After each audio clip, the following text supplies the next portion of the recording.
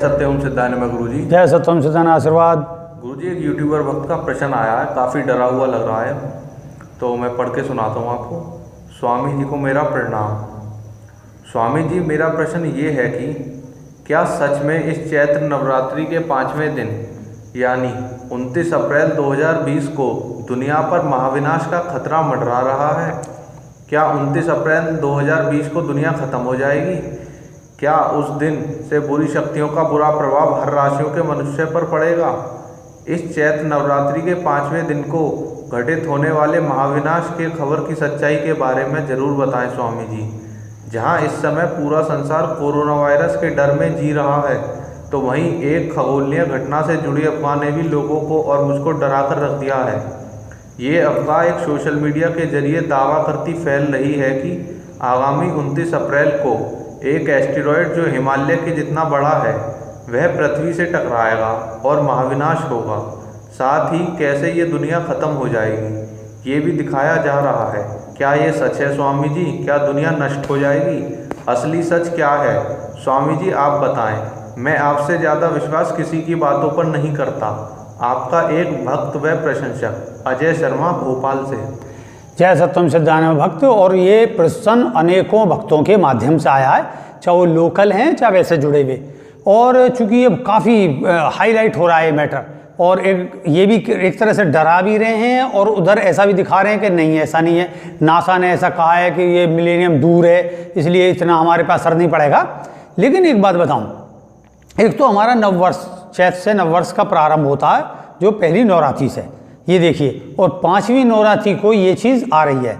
तो चाहे इसका इफ़ेक्ट ना कहा जा रहा है, लेकिन अगर हम इसे थोड़ी सी इस दृष्टि से देखें तो ये इफ़ेक्ट आपको दिखाई देगा कि जैसे आप देखोगे कोई ये क्षुद्र ग्रह आ रहा है, इतना बड़ा तो आ रहा है, वो निकल जाएगा चलो, लेकिन इसके पीछे इतना बड़ा, जैसे कोई ट्रक चलता है या बस चलती है, स्कूटर चलता है, तो अगर उसके पीछे एक औरामंडल बनता है, वैक्यूम बनता हो, वैक्यूम अन्य मतलब एक तरीके से खींचता है, और खींचने के पीछे और ज़्यादा प्रताप मतलब वो होती है, तरंगें ज़्यादा, वो आगे बढ़ता जा रहा है। दूसरा वो उपग्रह, वो जल रहा है, भस्म होने की ओर है, तो वो भस्म जन कब होएगा वो तो एक अलग विषय है। लेकिन हमारे ब्रह्मांड में होने के कारण जब शुक्र, बृहस्पति, चंद्रमा, इन सब का इफेक्ट जो और भी दूर है, मंगल वगैरह, इस क्षुद्र ग्रह से, और जो केवल अपनी जगह ही गतिमान है, उन सब का प्रभाव मनुष्य पर बताया जाता है, पड़ता है। उनकी ये रेज किरणें हमारे दिखती हैं, तो ये तो गति कर रहा, ये तो हमारे उसको औरामंडल को, मतलब ब्रह्मांड के औरामंडल के बीच में से प्रवेश करके घूमता हुआ जा रहा। तो समझें, जब हमारे रॉकेट नीचे से चलते हैं और जो हमारी पृथ्वी का औरामंडल है उसको छेदते रहते हैं अक्सर, तो आप देखोगे उससे जो हमारी पृथ्वी का औरामंडल जो है वो कमज़ोर हो गया है, समझे।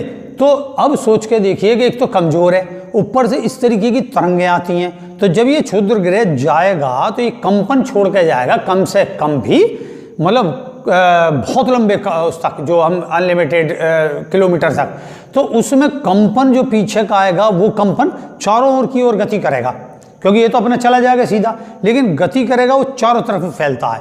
जैसे आप देखते हो कि आपकी बस तो वो तो बिल्कुल रोड पे चली जाती है, बस लगातार रोड पे जा रही है, स्कूटर, लेकिन आसपास जो खड़े हुए लोग होती उनके कुर्ते पजामे या जो पैंट कभी हिल जाती है, पत्ती उड़ जाती, तो आप सोचो उसका कितना बड़ा बंडल पड़ता। तो कितनी ही दूर सही उसकी एक तरंग जरूर जो है तरंगित आकर हमारे औरामंडल पर इफेक्ट जरूर डालेगी। बेशक ये क्षुद्र गिरे हमारे यहाँ गिरे या ना गिरे, ये तो एक प्रश्न हो गया, नासा ने मने कर दिए। और फिर हमारे यहाँ रॉकेट्स होते हैं, परमाणु अस्त्र हैं, मिसाइल्स हैं, वो किसी भी इस तरीके के जो आने वाले जो है इसको भंग कर सकते हैं, दूरी नष्ट कर सकते हैं। ये देखिए, तो वो तो नष्ट किया जा सकता, लेकिन तरंगों को तो नष्ट नहीं किया जा सकता, उसका इफेक्ट तो आएगा जरूर। तो उस इफेक्ट से हमारे मनुष्य की वृत्तियों पर प्रभाव अवश्य पड़ेगा, क्योंकि हमारे अपने कर्म तो होते ही हैं, और ब्रह्मांड, अंड सो ब्रह्मांड, ब्रह्मांड के अंतर्गत हम हैं और हमारे अंदर भी ब्रह्मांड है। तो हम एक दूसरे से जुड़े होने के कारण ब्रह्मांड में होने वाली गतिविधियां या हमारे अंदर हमारे कर्मों के द्वारा होने वाली गतिविधियां, इन दोनों का इफेक्ट एक दूसरे से कनेक्ट है। तो ये जरूर, जैसे वहाँ का जो फर्क है, जैसे 29 अप्रैल से और आगे 29 मई तक या 29 जून तक इसका इफेक्ट अवश्य किसी ना किसी रूप में होगा।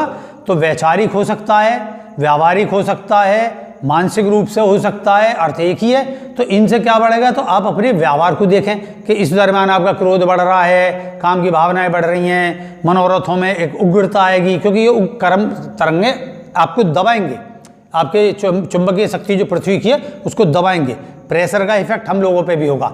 तो ये चीज़ ऐसा हम पर प्रभाव जरूर पड़ेगा, कम ज़्यादा पड़े वो एक अलग बात है। और ये कोरोना वायरस वाली चीज़ है, इसके लिए तो आप यज्ञ करिए, नवरात्रि में तो जमकर यज्ञ कीजिए।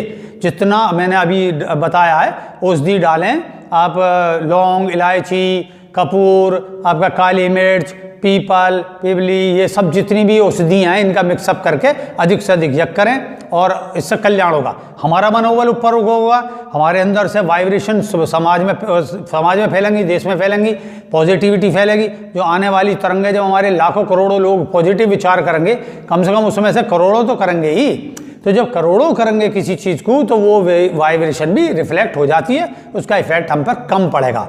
और रही ये सब पीछे भविष्यवाणी होती रहती हैं, 12 दिसंबर 12 को भी हुई, तो उस समय ये इस तरीके को ग्रह नहीं, मतलब ग्रह के विषय में बताया गया ऐसी कोई ग्रह गिर रही है या ऐसा कोई प्रलय हो जाएगी, ये तो चलती रहती है। प्रलय तो खैर नहीं आने वाली, ये तो पक्की बात है, ये तो गारंटी है। क्योंकि पुरुष युग में, पुरुष 4 युग में, स्त्री युग होगा, बीज युग होगा, और अभी तो बहुत अनंत काल तक के लिए पृथ्वी यथावत है। ये देखिए, मनुष्य जाति इतनी जल्दी नष्ट नहीं होने वाली, मनुष्य अपने आप ही कोई नष्ट कर लेगा अपने तरीकों से, तो उसका व्यवस्था भी करेगा, वो अन्य ग्रहों पर चला जाए। तो मैं इससे कहूँगा कि आप यज्ञ करें, अनुष्ठान करें, मंत्र जाप करें और अपने व्यवहार पर ध्यान रखें। मंत्र जाप अनुष्ठान करने से आपको लाभ मिलेगा, शांति मिलेगी, ऐसे किसी प्रभाव का कोई इफेक्ट नहीं होगा। जो है इफेक्ट है, लेकिन उस तरीके का नहीं, प्रलय के रूप में नहीं है, ये पक्की गारंटी है। प्रलय कहीं कुछ नहीं आनी, आगे भी नहीं आनी। तो इस आशीर्वाद के साथ कोई भक्त का और प्रसन्न होगा, जवाब दूंगा मैं। जय सत्यम सिद्धाय नमः। जय सत्यम सिद्धाय नमः।